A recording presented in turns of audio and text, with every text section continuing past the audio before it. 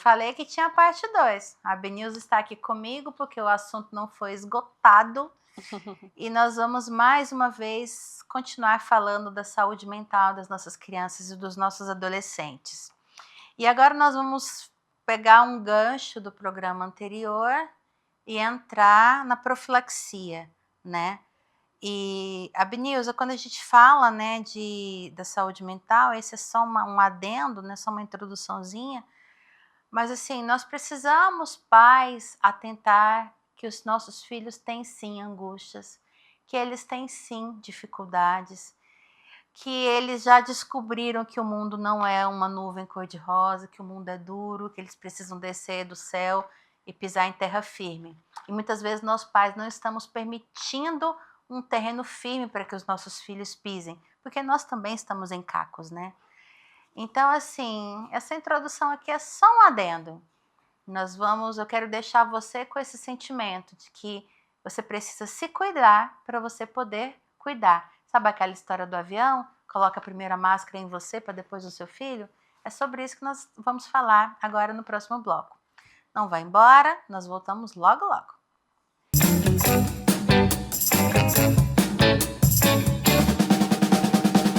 Tá transformado, Goiás no seu melhor, está bem cuidado. O governo que mudou a história de Goiás transformou a vida de milhares de famílias em todo o estado. O Goiás Social é a maior política social da história e já atendeu quase 2 milhões de goianos. Já são mais de 50 mil estudantes beneficiados com bolsa de estudo para a universidade e mais de 200 mil mulheres já foram beneficiadas pelo programa Mães de Goiás. O aluguel social garante moradia digna a milhares de famílias em 145 municípios do estado. E o programa Casas a Custo Zero entregará 10 mil casas até o fim de 2026. Goiás alcançou a menor taxa de pobreza do país. E a mudança que transformou Goiás em estado número 1 do Brasil vai continuar. Governo de Goiás, o estado que dá certo. Goiás no seu melhor estado. O número 1 do Brasil. Tá transformado, Goiás no seu melhor, está bem cuidado.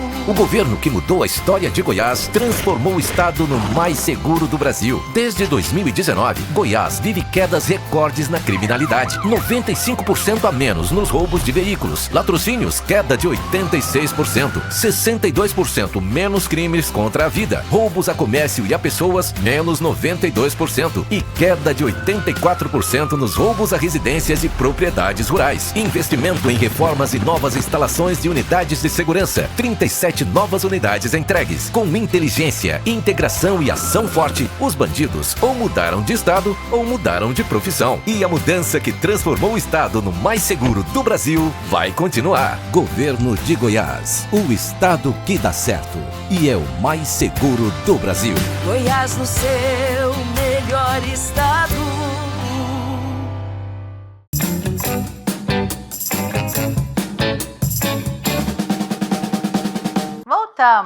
Vamos entrar no tempo, Benilza.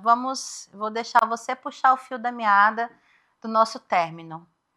Vamos entrar. Ok.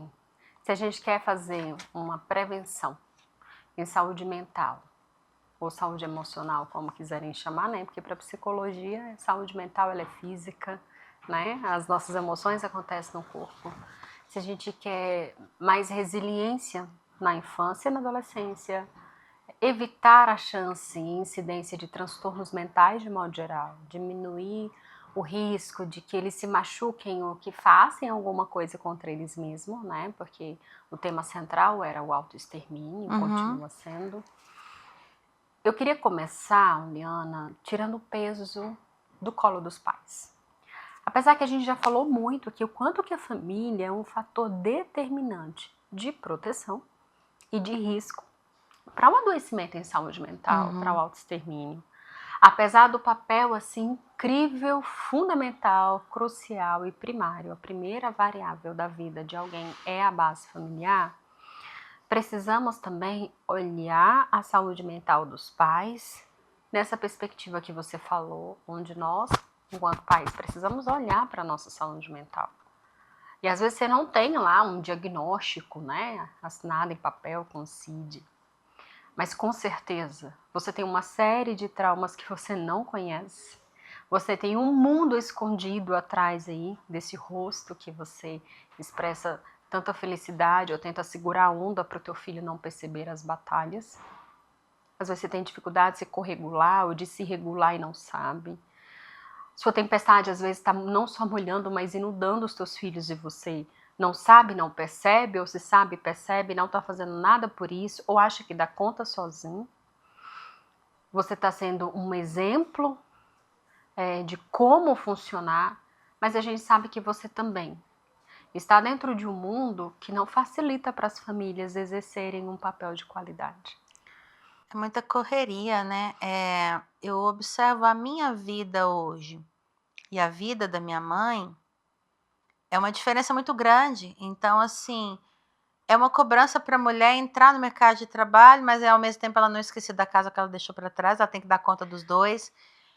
Aí, se ela não quer entrar no mercado de trabalho, ela é cobrada porque ela é tida como não companheira da causa. Aí, a que entra no mercado de trabalho e deixa a casa é tratada como a egoísta, que larga os filhos. Aí a gente vê o pai que ele quer ser provedor, mas se ele conta com o auxílio da esposa, ele é fraco, porque ele não dá conta de tudo sozinho. Mas ele se vê. Aí quando ele tá bom, então vou cuidar de tudo sozinho. Eu tô cuidando de tudo sozinho, aí ele surta, porque ele não tem ninguém para conversar. Então, assim, é cobrança de todos os lados, mas quem cobra não está nem dando a oportunidade da pessoa resolver o problema. Tem um bombardeio, né? Sim, é um bombardeio. E nós estamos esquecendo que nós temos que cuidar de quem cuida.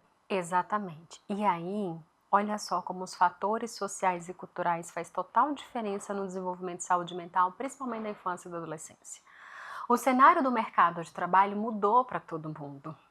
Depois da pandemia, então, ficou uma loucura, né? Esse negócio de home office que dá liberdade para trabalhar em casa, mas uma liberdade tão de aprisionamento, né? Porque é um trabalho que só tem começo, não tem fim.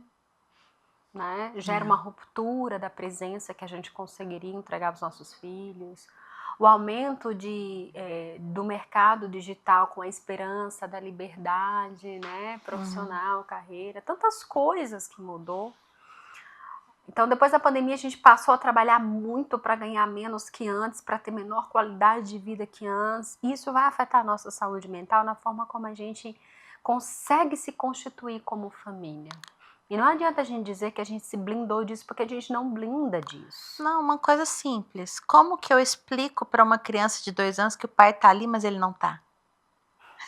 Eu tô vendo meu pai, mas não posso falar com ele que ele tá trabalhando. Peraí, mas eu tô vendo meu pai. E é nesse contexto que a ansiedade infantil ela vai sendo desenvolvida. Eu não tô sendo vista. Por que eu não tô sendo vista? As coisas aqui em casa estão ruins. Será que a culpa é minha? Passa um mundo de ideias na cabeça da criança, do adolescente, né? As famílias estão cansadas, tão exaustas, que chega em casa só a capa do Batman, né?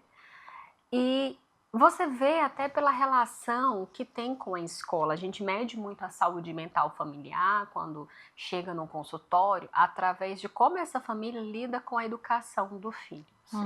Se acompanha a tarefa escolar ou não, quais são os métodos para acompanhar essa tarefa escolar, como que essa relação de cuidado com a rotina tem ou não. Porque às vezes, para a vida funcionar, o pai e a mãe tá ali só no mando. Né? Faz isso, faz aquilo, No comando o tempo todo, a rotina o tempo todo. Mas a conexão, ela não está acontecendo. E quando a gente vai propor isso no consultório, doutora, eu tô cansada. E às vezes a gente não propõe nada mirabolante, não. Sabe? Mas cozinhar juntos, fazer qualquer coisa juntos, sabe? Sem a cobrança, sem exigência. Ah, não, no final de semana eu vou fazer. Presta atenção, o teu filho está desenvolvendo todos os dias, não é só no final de semana. O desenvolvimento emocional dele não vai parar de segunda a sexta para esperar teu sábado e teu domingo, e para esperar o feriado e nem as férias de meio e de fim de ano para você se conectar. Todos os dias tem um turbilhão ali na cabeça da criança, principalmente do adolescente, precisando ser corregulado, orientado o tempo todo. A gente não está falando que você tem que ficar em cima da criança, mas o quanto que a gente precisa estar conectado. Ah, é cansativo. É mesmo. É muito mais desafiador ser pai no século XXI. É mesmo. Claro. Você falou sua mãe, né? A minha mãe, os nossos avós. eles não tinham tantas preocupações, até porque assim não tinha como comparar tanto, né? Claro. A gente abre a rede social. Oi, Ana, eu me sinto uma péssima mãe, muitas vezes, é só pra já abrir a rede social. Ah, Você sempre que aparece um cria. perfil perfeito pra fazer a gente sentir mal.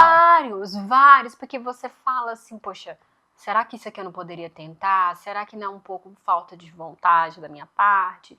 E a janela de sono? E é método de introdução alimentar? E é método para colocar o menino para dormir? Método para colocar o menino para acordar? Método para fazer tarefa, método para isso, método para aquilo?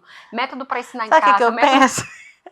Eu penso assim, eu fico vendo tanta coisa, eu falo, gente, onde que vendeu essa cartilha que eu cheguei e já tinha acabado? Exatamente, que a gente nunca alcança, a gente não chega nem na metade dela, porque a gente, às vezes, eu brincando assim, conversando com colegas, assim, de profissão que são mães também, gente, parece que a gente tem que primeiro entender as nomenclaturas para saber o que a gente vai escolher primeiro, para pesquisar, para tentar e ver se a gente vai conseguir ser uma boa mãe, sabe? É muito mais desafiador. Muito. Por um lado, o conhecimento nos libertou, mas também nos aprisionou.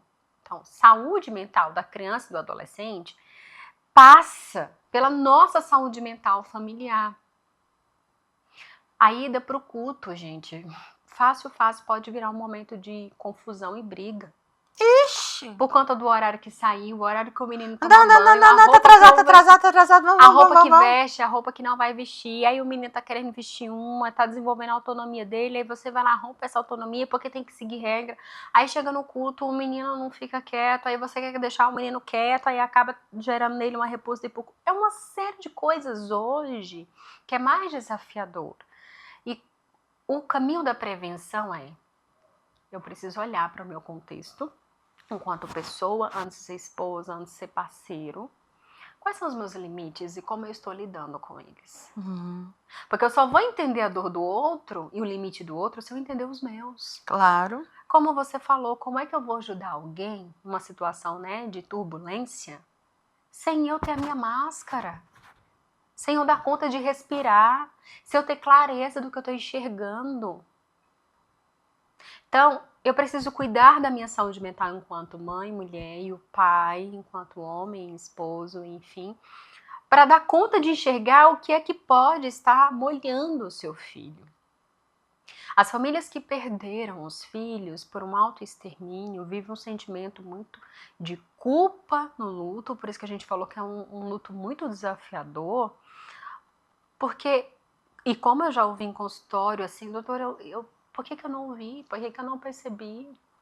Famílias maravilhosas, mas não percebeu, tinha tempo. Pra você ter uma ideia, tanto que o autoextermínio marca a gente, e às vezes a gente não marca pessoas que a gente não imagina.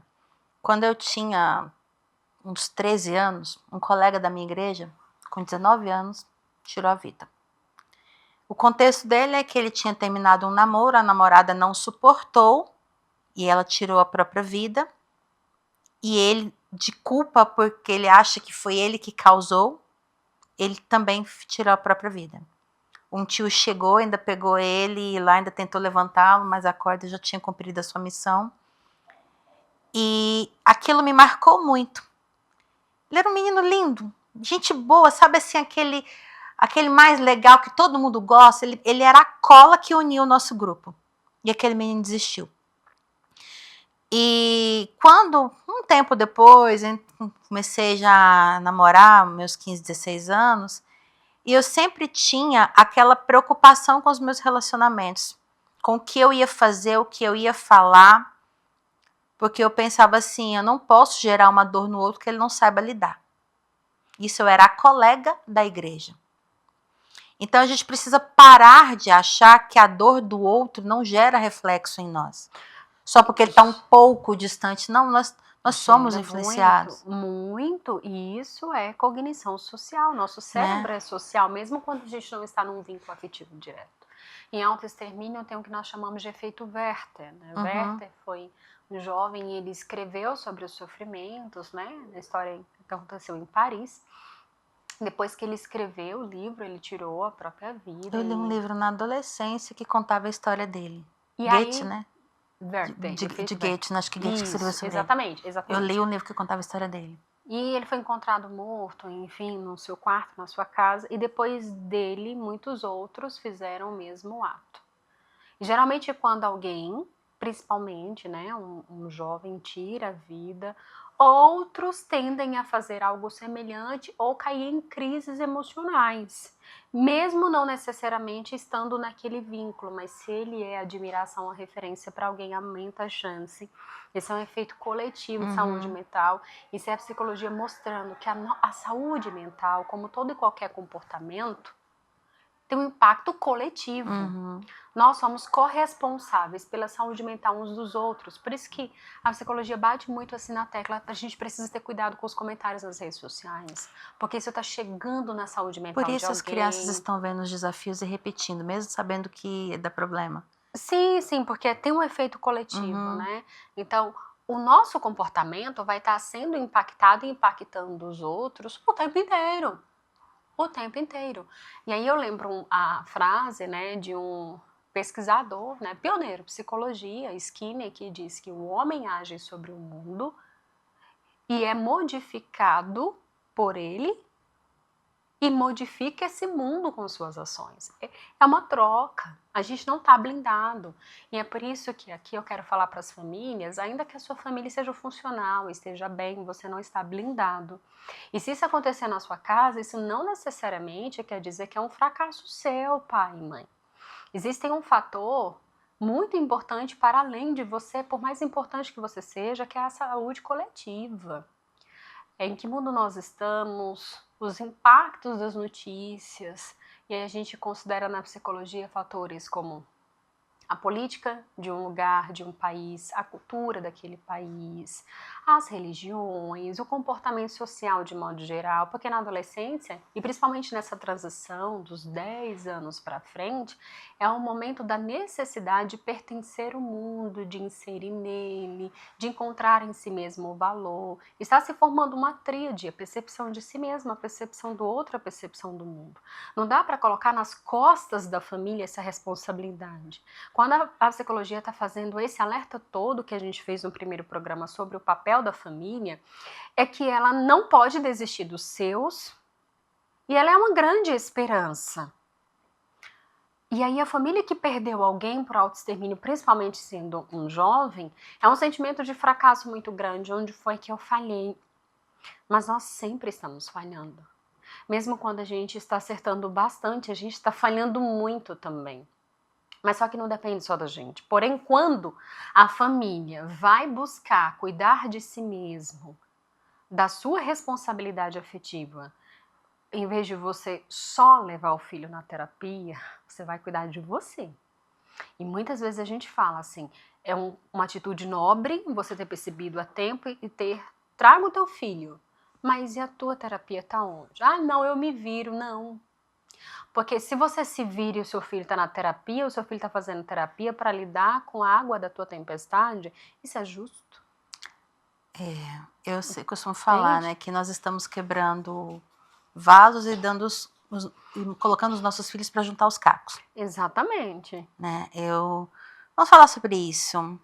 Vamos para um breve intervalo, né? Vamos beber uma água e a gente volta a falar sobre isso no próximo bloco. Não vai embora, fica aí.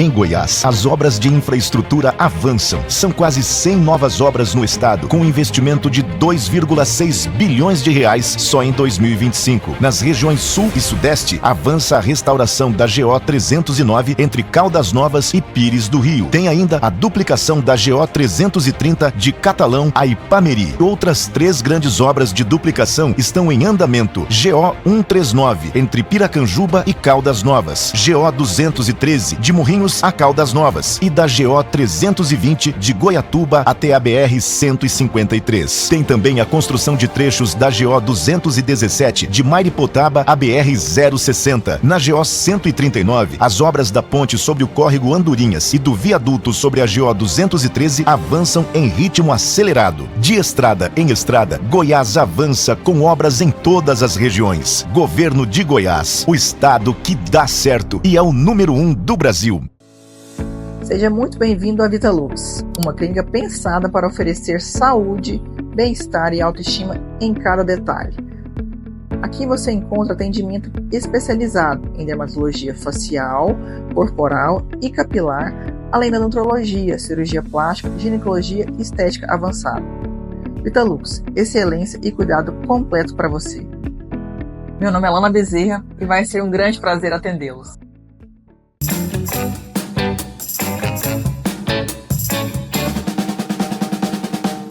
Voltamos. O assunto tá denso. Eu quero falar de uma questão agora, Benilza. Sinais, né? Essa criança deu sinais. Que sinais eu percebo no meu filho? O que eu devo observar? E o que eu vou fazer depois que eu observei esses sinais? Então, é uma tristeza, perda de apetite. Não necessariamente o retraído é uma pessoa. Às vezes, o mais feliz é aquele que vai fazer. Sim, Né? Então, sim. que sinais? Sim, vários sinais. Mas eu quero ajudar as famílias a entender uma base de comportamentos que vai servir como uma espécie de guarda-chuva. Eu vou olhar sempre para esse guarda-chuva. Uhum. Porque não tem um comportamento específico para todos, tá? Então, o primeiro sinal é mudança de comportamento. E é aquela mudança que não é com a transição do desenvolvimento. Por exemplo, a criança de 0 a 3 anos, ela passa por várias transições de comportamento, várias mudanças importantes, porque é aquela fase, é disso mesmo. Uhum. Dos 3 a 6, uma série de mudanças. Não, a gente não está falando desse tipo de mudança de comportamento. A gente está falando de algo que ficou fora da curva. Todo o restante está ok, mas um comportamento começou a aparecer. E é um comportamento estranho. Ele é um comportamento que envolve a busca incessante de presença ou de afirmação ou um retraimento diferente. Ou de repente começar a chamar atenção. É o que a gente fala, né? Popularmente, chamar atenção. Se o seu filho está chamando atenção, então, por favor, dê atenção, tá? Né? Porque se a mãe tá chamando atenção, não vou dar atenção. Então, você tá piorando o problema. A gente tá dizendo que você vai dar palco a comportamentos disfuncionais, mas esse comportamento aí que você tá achando disfuncional, ele está comunicando alguma coisa. As crianças mais difíceis são as crianças que mais pedem socorro, porque muito provavelmente, e na psicologia, como é impressionante isso em consultório, Liana, é como se elas estivessem dizendo assim, alguém desiste de mim? Para eu poder ter o direito de desistir de mim mesmo. Isso me quebra. Muito. Infelizmente, semana passada eu tive que ligar mais uma vez para uma família. Estudante de medicina, já está terminando o curso. Infelizmente é um curso também assim que eu tenho acompanhado umas pessoas com desafios muito grandes assim, saúde mental, os profissionais de saúde de modo geral, né? E ela deu uma outra crise que eu considero assim bizarra. E a mãe me disse assim, Benilza, eu não aguento mais. Cansei desse espetáculo. Cansei disso. E assim, é justo esse cansaço dessa mãe, sabe? Precisa ser validado, porque é muito cansativo mesmo, por N motivos. Mas a história de vida dessa família é de muita disfunção afetiva, é de muito distanciamento afetivo. Mas o que eu vi nessa mãe é o quanto que, apesar de toda a disfunção, ela tem interesse na filha, mas ela não está mesmo conseguindo. Ela não está. E ela chorava e falava assim, eu amo a minha filha, mas eu não aguento mais isso. E, assim, começou por um motivo aparentemente banal, quando ela foi dizer para a mãe o desafio que estava sendo lidar com a reta final do curso, e a mãe estressada, falando assim, cresce, desenvolve, muito pior vai ser na residência, muito pior vai ser você formada. É complicado. E foi o momento que eu precisei dizer assim, ela não estava te falando do curso. Ela tá te pedindo ajuda. Tá te pedindo ajuda. Só que dessa vez ficou muito mais evidente que ela queria que alguém, e aí de preferência o pai e a mãe, desistisse logo dela. Porque aí ela teria um motivo mais concreto para desistir de si mesma. Eu não vou desistir porque eles ainda me querem aqui. Segurou, sabe? Segurou. Então, quando eu entrei nessa linha de raciocínio com essa mãe, é que ela conseguiu. Não, mas eu nunca vou desistir da minha filha. Eu tô cansada, não é dela. São das crises. Então, diga para ela. Filha, eu ainda te quero. eu não desisto de você. Mas como que a gente faz para parar essas crises? Um dia eu ouvi uma mãe autista falar uma coisa que me doeu muito. Ela falou assim, eu detesto o autismo, mas eu amo meu filho, Sim. né? Então, assim, ela sabe separar muito bem, né? Que aquela dificuldade que ela está mergulhada não resume quem o filho dela é. E reconhecer os limites Uhum. e cuidar da saúde mental é isso. Ela falou assim, eu detesto o autismo, eu estou cansada dele, mas eu amo meu filho e eu não vou desistir do meu filho. Essa é clareza. Eu não esqueço essa frase. Se a maior intervenção puder dar nome, a gente diria essa. Então, é nomear com clareza para si e para o outro que você vai estar ali. Porque o óbvio, ele é óbvio para mim, ele é óbvio pra gente, não é para o outro. Mas eu amo, eu escuto muito isso no consultório, mas eu amo ele, eu amo ela. Isso não só na relação pai e mãe, mas relações de modo geral. Mas ele sabe disso. Ah, claro, não é possível. Eu vivo por ele, eu faço tudo por ele, como que ele não sabe? Tem muitas razões, inclusive, para não saber. Porque é isso, né? O que é amor para você não é amor para mim, né? Eu fiz um programa há pouco tempo sobre as 5 linguagens do amor. Lindo, e o quanto né? isso me libertou para entender as pessoas que estavam à minha volta. Exatamente, importante, né? E aí, acho que 5 linguagens do amor a gente pode pegar e adaptar para a relação entre filhos, né? Quais são as formas, quais são as coisas que são importantes para essa criança. Mas fator de risco principal é mudança importante de comportamento. E esse comportamento começa a ser persistente. Ou seja, a criança que não era introspectiva, o adolescente que não era introspectivo, passa a ser. E é uma introspecção que está destoando do restante. E ela dura. E ela dura. E com isso vem outras coisas. E assim, nem é a fase assim, de mudança mesmo da adolescência. Por isso que no início da adolescência, gente, não perde tempo. Leva para uma avaliação psicológica, leva para um acompanhamento. Não fica com a dúvida em casa. É igual criança que tem risco de convulsão, dá febre e você fica esperando das 48 horas, às 72 horas para levar para o médico. Não, gente, não espera. Não espera. Por quê? O impulso tá ali, em alto e desconfortável som, porque, né, eles ainda não aprenderam a corregular. 1 minuto. Sem saber regular, 1 segundo sem saber regular o que está sentindo, um bombardeio de ideia, rápido eles fazem alguma coisa. Tanto que tem estudos que mostram que se as pessoas que tentaram contra a vida pudessem votar, uma boa parte teria desistido do ato, mesmo com algum grau de planejamento. Porque muito do ato veio do impulso do momento. E eu lembro de um caso no Brasil de um filho de uma cantora, né? Que depois de uma postagem no TikTok, dos comentários, ele foi lá e tirou a vida, né? E não era um menino que dava nenhum sinal, muito sorridente, muito feliz, como esse jovem que você deu exemplo, mas no momento da dor. 19 anos, o impulso ainda é alto. Mesmo que não tenha nenhum dos transtornos que eu citei, né? Afetivo bipolar, TDAH, espectro autista, deficiência intelectual, por exemplo, mesmo que não tenha, o impulso da própria idade, principalmente em meninos, porque que a maior chance a partir dos 19 anos, o maior grupo de risco são os meninos, por conta da agressividade, da natureza do comportamento masculino, né? E os homens tendem a buscar menos ajuda e a verbalizar menos, logo eles compreendem menos o que sente. A menina praticamente já nasce falando, já nasce nomeando. Elas são mais bem resolvidas mesmo. Nós pedimos ajudas desde cedo, a gente está falando da gente o tempo todo, mesmo de forma desorganizada ou não. Que seja na manicure, a gente está falando da gente. Exato, né? Então, assim, eu até brinco que a gente faz uma dança do sofrimento, né? Então, até a gente desistir demora muito, muito mesmo. A gente já tentou muita coisa. Então, assim, a gente está sempre pedindo ajuda. Né? Exatamente. Como o exemplo que você disse do jovem de 19 anos. Carregar um sentimento de culpa da vida de alguém, sendo um menino de 19 anos, depois de uma relação afetiva, é praticamente insustentável. Né? Você contou uma história, assim, uma versão muito pior de Romeu e Julieta. Porque aí não foi por amor, foi por culpa, né? Sim. O peso da culpa.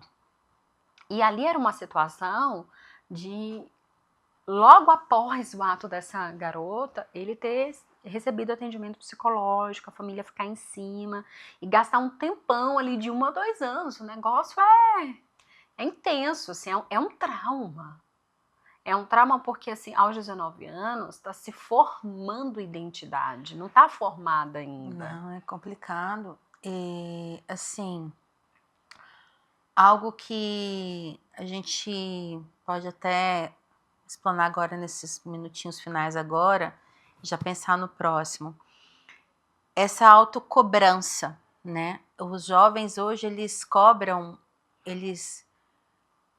eu poderia dizer, tá, é só o pai e a mãe ausente. Não, às vezes o que você falou, às vezes o pai e a mãe tá beleza, tá funcional lá, mas o fator externo da internet, da modernidade, das telas, dos haters, a presença nas redes sociais, estão gerando a disfunção que não tinha no lar, relação pai-filho, né? Então nós vemos jovens enlouquecendo, porque eles não são como aquele influenciador que ele está acompanhando, ele precisa ser, e se ele não for, ele vai sofrer com aquilo, né? Esse não saber lidar com a frustração de entender que você não é igual ao outro. Você nunca vai ser. Tá vendo que é um fator social que é difícil da gente combater ou diminuir o impacto dele? Só piora. Só. Por isso que, apesar do aumento de transtornos mentais e dos números de autoextermínio na adolescência, a população que tem maior transtorno mental e maior risco são os adultos. Então, assim, né, não necessariamente é o pai e a mãe que está disfuncional, mas ele está doente. Exatamente, está doente, e isso acontece mostrando que, apesar do número na adolescência estar maior de transtornos mentais, a gente precisa olhar para a adolescência com um olhar diferente mesmo, mas a população que tem maior prejuízo de saúde mental, com maior transtorno, não são os adolescentes, são os adultos. Nós, adultos, estamos mais adoecidos que os adolescentes. Porque o que está acontecendo é muito um apontamento da nossa geração. Esses meninos estão doentes, nós estamos. E eles, inclusive, estão pedindo mais ajuda do que a gente. No meu direct mesmo, é muito mais comum um jovem me pedir ajuda do que um adulto. ChatGPT. Tá assim de gente Exato. de adolescente fazendo terapia com o ChatGPT.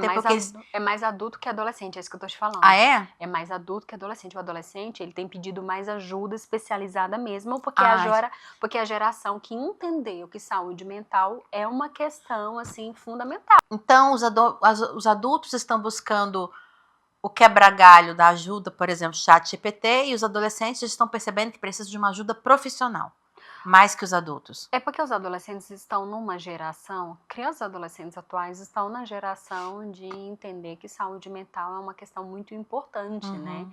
Então, eles estão querendo falar mais, eles entendem a terapia como parte da rotina. A geração atrás de 2000, né? Antes de 2000, na verdade, já não era essa geração de saúde mental. Muito raro alguém procurava um psicólogo e psiquiatra.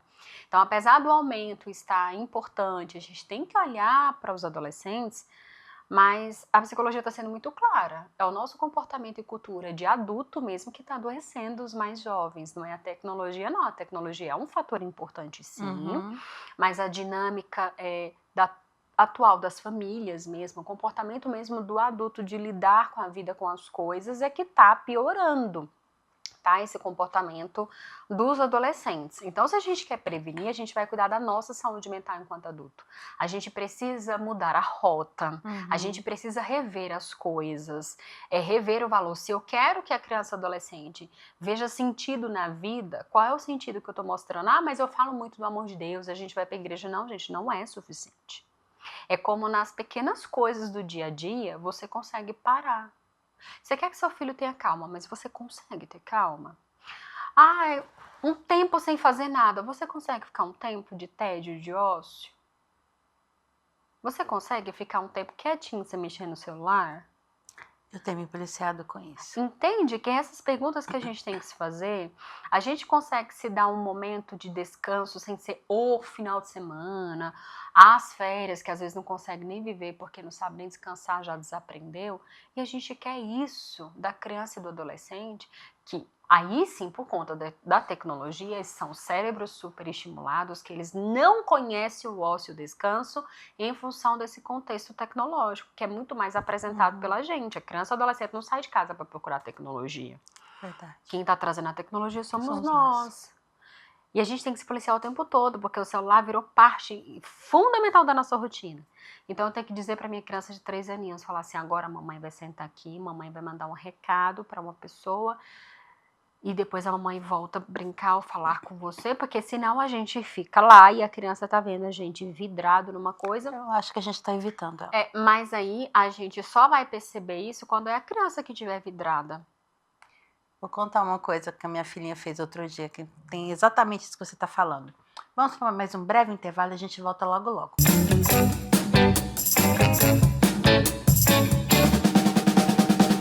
Tá transformado, Goiás no seu melhor, está bem cuidado. O governo que mudou a história de Goiás investiu 28 bilhões de reais e levou a saúde mais perto das pessoas. Foram 8 novos hospitais, 6 policlínicas e mais 3 serão inauguradas até 2026. Ampliação de leitos de UTI e atendimentos especializados. Goiás entregou o Cora, o maior e mais moderno hospital público de combate ao câncer infantil. E a mudança que transformou Goiás em estado número 1 do Brasil vai continuar. Governo de Goiás, o estado que dá certo.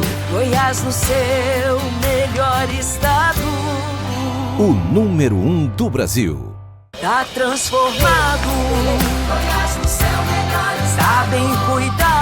O governo que mudou a história de Goiás transformou a vida de milhares de famílias em todo o estado. O Goiás Social é a maior política social da história e já atendeu quase 2 milhões de goianos. Já são mais de 50 mil estudantes beneficiados com bolsa de estudo para a universidade e mais de 200 mil mulheres já foram beneficiadas pelo programa Mães de Goiás. O aluguel social garante moradia digna a milhares de famílias em 145 municípios do estado. E o programa Casas a Custo Zero entregará 10 mil casas até o fim de 2026. Goiás alcançou a menor taxa de pobreza do país. E a mudança que transformou Goiás em estado número 1 do Brasil vai continuar. Governo de Goiás, o estado que dá certo. Goiás no seu melhor estado. O número 1 do Brasil.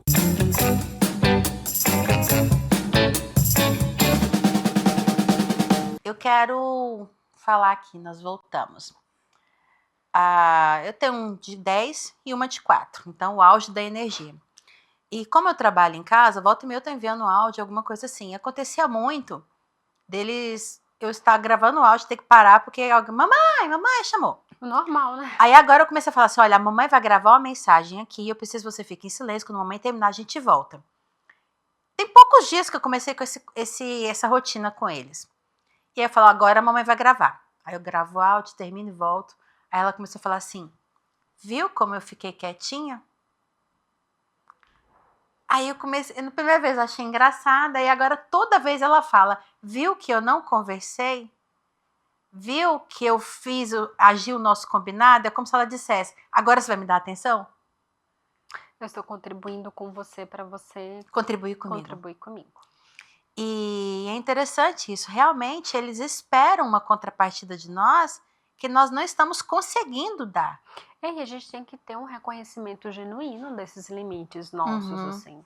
É uma luta constante todos os dias.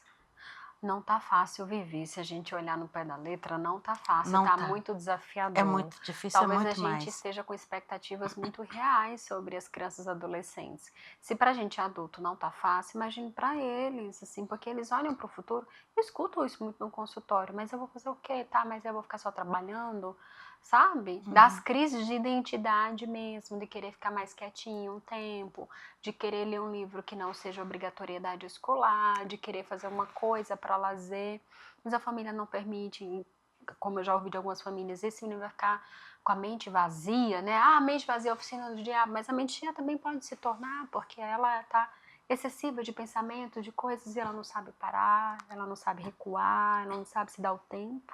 Parar para ouvir, né? Eu Se queria conhecer, falar, né? assim, Abnilza, um pouquinho sobre a frustração. Muitos episódios de autoextermínio chegam após um episódio de frustração mal resolvido. Ou um período. Eu falo assim, deixa eu explicar. Muitas vezes a pessoa chega ao capítulo final porque ela enfrentou um revés, uma perda ou um período de perda e ela não absorveu aquilo, ela não conseguiu lidar com aquilo. Então ela acha que exterminando é a forma de resolver o problema e de lidar de uma vez por todas com aquela frustração. Nós somos uma geração que não sabe lidar com a frustração. Nós somos uma geração... Não que a gente tenha que tolerar a dor, a gente precisa resolvê-la, mas nós somos uma geração... Eu já vi um termo na internet, a geração floco de neve, que desmancha por qualquer coisa. De fato, nós estamos mais enfraquecidos emocionalmente, né? Isso também contribui, né? Com certeza. A gente está menos resiliente, Isso. né? Para umas coisas, para outras, né? A gente tem uma resiliência que é muito assim. Para lidar com tecnologia tem que ter muita resiliência. Com certeza. Os nossos avós, pais não dão conta, né? Então, para essas coisas a gente está mais resiliente. Uma resiliência seletiva, né, hoje. E é mais também pelo cansaço, né, do excesso de informação, de trabalho. Então, a nossa tolerância está menor pelo desgaste mesmo, do tanto que nos foi cobrado. Não é porque a gente está numa fragilidade à toa, mas é porque essa conta não fecha. O tanto que a gente tem que trabalhar para o mínimo que a gente tem que conseguir é no mundo, né? O Brasil é um dos países que está com mais dificuldade de qualidade de vida, com uma dificuldade importante de qualidade de vida, mas é muito, assim. Ser alguém com saúde, assim, tem muito mais critérios que antes. Então a gente está frágil de tanto que a gente está se desgastando para ser perfeito. Agora, as gerações mais novas, crianças e adolescentes, eles estão mais frágeis que que a nossa geração, mas a gente está mais frágil que a geração dos nossos pais, que estão mais frágeis. E a tendência é ser mais frágil. Por quê? Frágil no que sentido? Quer dizer que ninguém vai aguentar mais pressão. Não é isso. É porque a gente não está expondo a situações que antes a gente era exposto, que até nos ajudou a amadurecer, mas não necessariamente vai amadurecer os nossos filhos, mas o mundo está mais confortável em algumas coisas. Então, assim, entre brincar, criando, pensando, raciocinando, inventar brincadeira, deixar a criança lá sem nada, sem você dizendo o que ela tem que fazer, será que você aguenta deixar a sua criança lá de 4 anos e sem você mostrar brinquedo e nada, e ver que ela tá lá te chamando, esguelando, e você dizer, não, você pode brincar. E a angústia da sua criança até ela descobrir uma brincadeira com 4 aninhos. De você sair com sua criança sem brinquedo, porque lá ela vai descobrir uma brincadeira com um galinho na rua, com uma pedrinha. Não, a gente também está muito ansioso com isso. Então, quando a gente interrompe esses momentos, a gente não está dando tempo para pensar, para criar, para o tédio. Então, a gente está fragilizando com excesso de estímulos, não só virtuais, mas físicos mesmo. Quantos brinquedos você tinha? Quantos brinquedos eu tinha? Quantos brinquedos nossos filhos têm?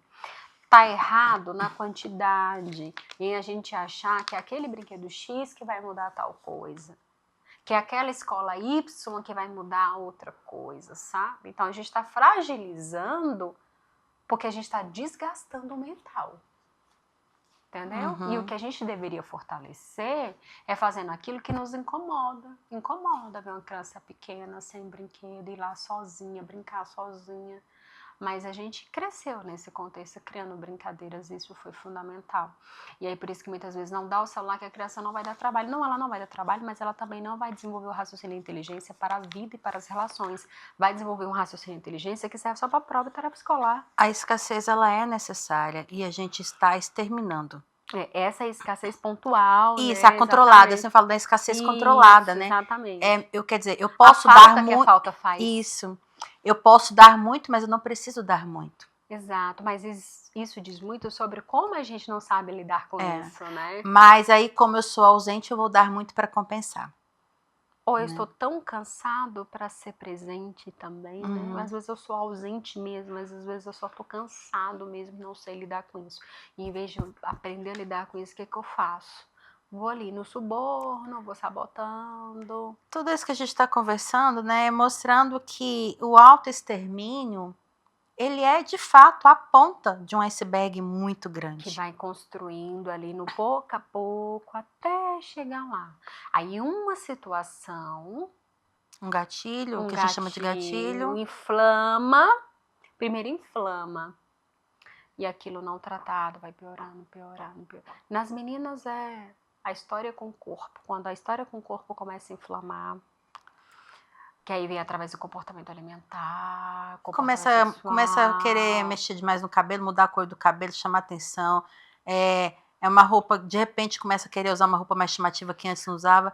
Ali já é um sinal de alerta também, fala assim, tem alguma coisa errada. O fator clínico que a gente mais observa é o quanto a menina ou não quer mesmo mexer no corpo dela, não quer, não gosta dela, ela se esconde nessas roupas, ou ela está tentando dietas o tempo todo. Esse é o maior fator de risco em meninas. E meninos? O meninos, o maior fator de risco é da impulsividade agressiva não verbalizada. Os mais quietos, mais felizes, como você O introvertido falou. ou o feliz O demais? introvertido. O feliz demais também ele tem um risco importante, porque ele pode estar dissimulando, né? E às vezes até inconsciente, tá? Dissimulando, porque ele precisa parecer feliz. Pra gente terminar, na criança, porque você me falou de um caso de uma criança de 9 anos. Há poucos dias, no interior, aqui perto de São Luís de Montes Belos, teve um caso de um menino de 8, que a família, graças a Deus, chegou a tempo e ele escapou. O que leva uma criança de 8 anos? Pergunta desafiadora, mas necessária, né? Porque está começando cada vez mais cedo.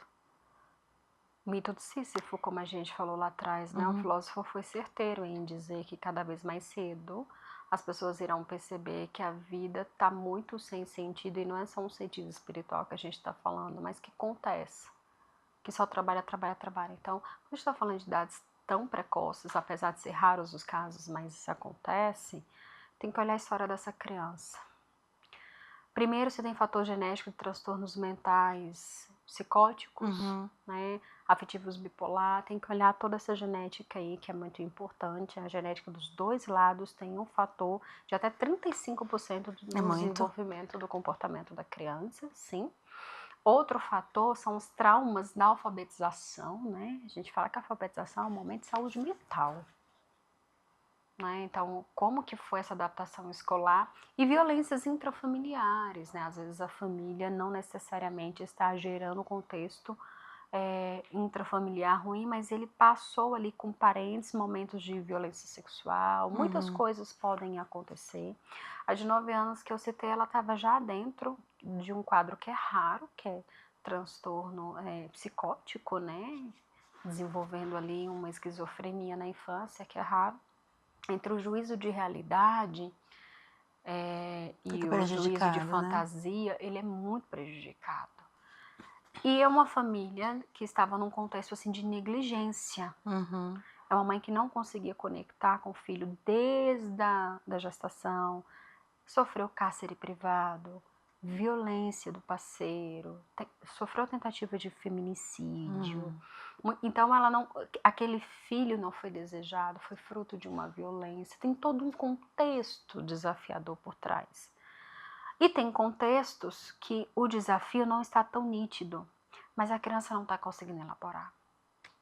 Então, assim, e aqui a gente não está dizendo que se sua criança estiver triste, sendo desafiadora, você vai sentar e dizer, tudo bem, meu filho. Não é isso.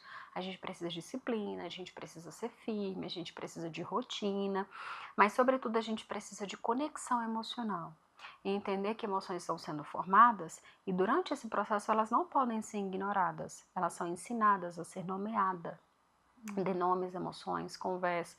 E a gente não é de uma geração que aprendeu a fazer isso, então a gente está tateando, tentando ensinar os nossos filhos.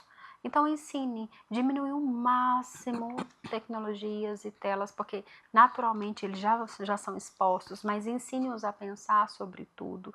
E quando a gente fala diminui, mas pense no que você vai ofertar, porque não adianta você dizer assim, tem que ser do videogame, tem que ser do celular, mas o que ele vai fazer? E como você vai estar lá? Como você vai ofertar? Não é só tirar a criança. Não é, né? É trazer por uma conexão necessária. E ela é fundamental. A gente vai ter que desistir de muitas coisas, vai atrapalhar o nosso trabalho. Vai, mas é isso mesmo, sim. Nossa, vai perdendo em algumas coisas. Sim, esse é o preço de ser pai e mãe. Eu falei outro dia, falei assim, se você não está disposto a mudar a sua rotina, a se doar, a não receber todas as suas expectativas atendidas, não seja pai, não seja mãe. Porque a paternidade e maternidade é isso. É você trazer para o mundo um ser humano diferente de você, que por mais parecido aqui, ali, acolá, ele vai ser totalmente diferente. Ele precisa do seu tempo, ele precisa que você mude a sua rotina para encaixá-lo na sua vida. É muito sacrificial. É 100% doação. Se você se acha o ser mais importante do mundo, não tenha filhos. Faça um bem para esse ser. Não traga ele ao mundo se você não quer se doar. Se você não quer se doar, não coloca na sua vida alguém para se relacionar com você. Porque o relacionamento também é isso. Relacionar, seja com o marido, com a esposa, é doação. Se eu não quero me doar, eu não tenho o direito de arrebentar com a vida de um ser humano do meu lado. Não mesmo? Né? Até porque não pediu para nascer, né? Não pediu para vir para o mundo. Mas se veio, então que cuida com responsabilidade, né? Claro. Se a maternidade e a paternidade tá desafiadora, busca. E assumir também os limites envolve, às vezes, aceitar que você não conseguiu ainda amar o seu filho, tá? Acontece muito. Famílias, mães, pais que têm dificuldade de assumir que não conseguiu amar. Que tá só cumprindo um papel de obrigação e responsabilidade. Porque amar é decisão, né? E aí decisão. a criança ou adolescente percebe claramente, né, que não que tá alguém sendo, não decidiu por ele. não decidiu, não o adotou, né? Porque não é só gerar, é o adotar, né? Não o adotou, ele não tem esse amor. Então, essa fonte de apego, que é a base da saúde mental, é inseguro, ou desconexo, ou esquizo, ou distante, já é um fator de risco para a saúde mental importante, porque para negar essa ausência de amor, esse pai, essa mãe pode desenvolver um comportamento narcisista, vitimista, vingador, um monte de coisas que seria muito mais fácil se dissesse assim, eu não consegui sentir isso. Mas tocou na palavra do meu terceiro capítulo. Em breve falaremos sobre narcisismo. Em breve. Eu vou ter que encerrar, te interrompi, nós vamos encerrar esse bloco para a gente fechar. Não vamos esgotar o assunto, mas nós vamos dar uma conclusão para hoje. E em breve, parte 3, parte 4, ela vai virar sócia. Ela não sabe, mas ela já virou sócia. Então tá bom. Fica aí, não vamos embora. Vamos terminar ainda. Volto logo, logo.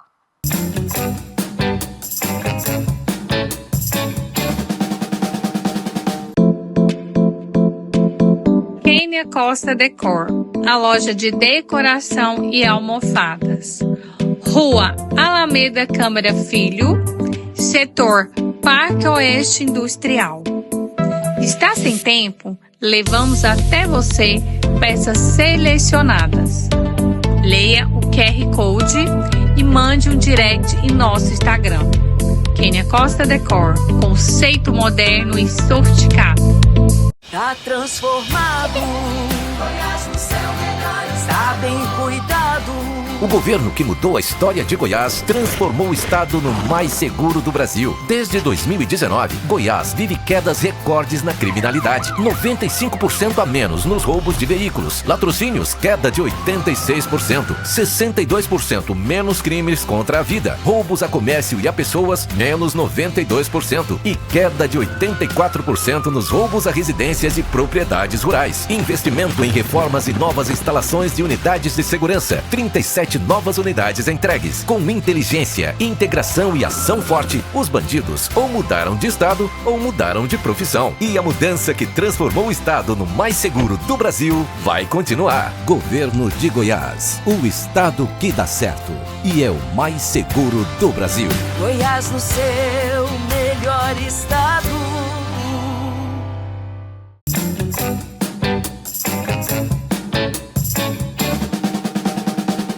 Voltamos para fechar, encerrar essa parte, em breve mais capítulos. Mas, Abinilza, vamos fechar, né? Preciso pedir ajuda. Onde eu peço ajuda? Em primeiro lugar, pedir ajuda é especializada. Uhum. Porém, não é a única e nem deve ser a única.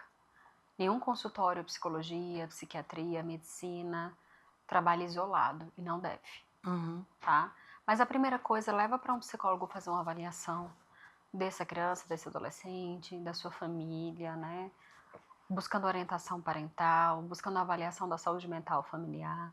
E o psicólogo vai avaliar se é caso já de encaminhar para o médico psiquiatra ou uma avaliação neuropsicológica, né? E entender qual é o quadro que a sua família, a sua criança, o seu adolescente está. Mas, para além disso, busque rede de apoio. Converse com outras famílias. Não ache que sua família está blindada, né? Nem perfeita. Porque tem muito que acontece, e eu te falo porque junto com outras duas colegas de profissão, Sara Gomides e Laura Palma, a gente faz um trabalho com famílias e adolescentes, grupos terapêuticos, né?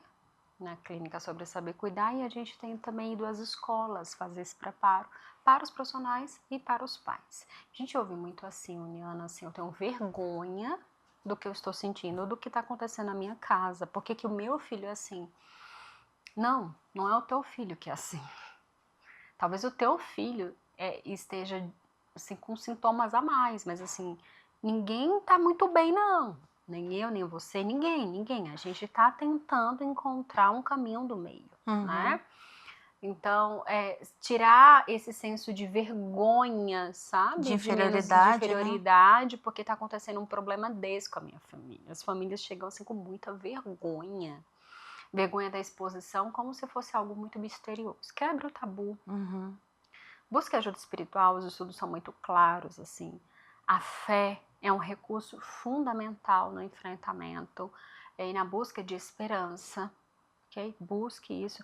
E a ciência que está provando isso não é uma ciência nem de fé nem religiosa, mas é porque realmente, assim, até no sistema nervoso central, como a fé tem impacto, né? Busque rede de apoio espiritual.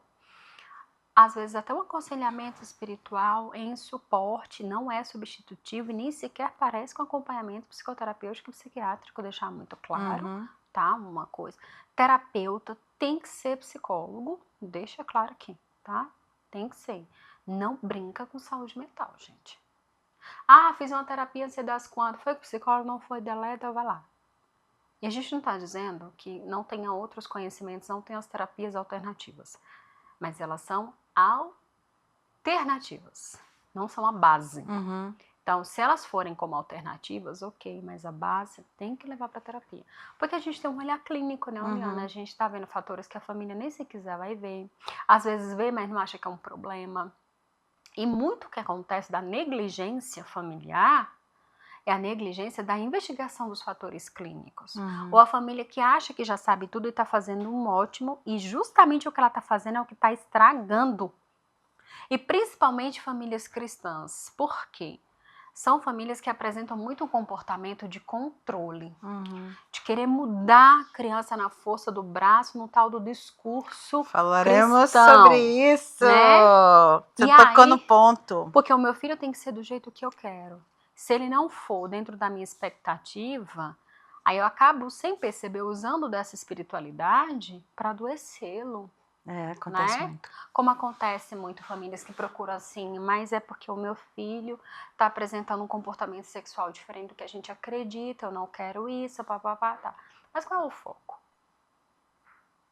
Qual que é o foco?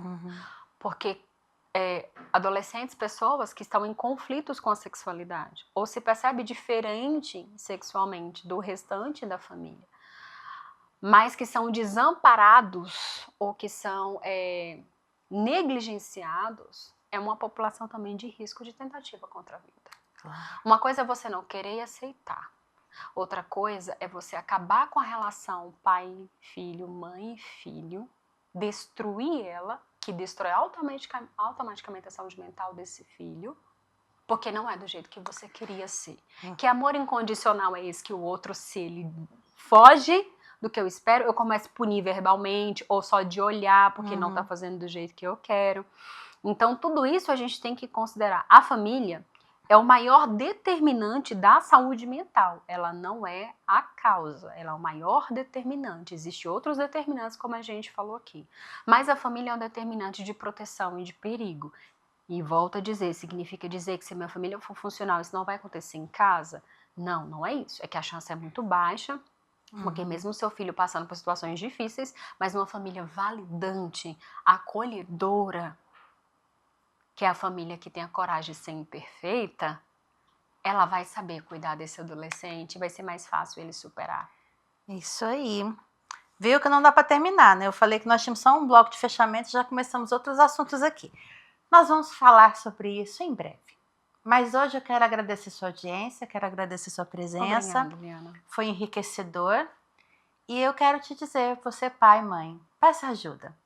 Não tenha vergonha de pedir ajuda. É necessário muita força para pedir ajuda. Não é fraqueza.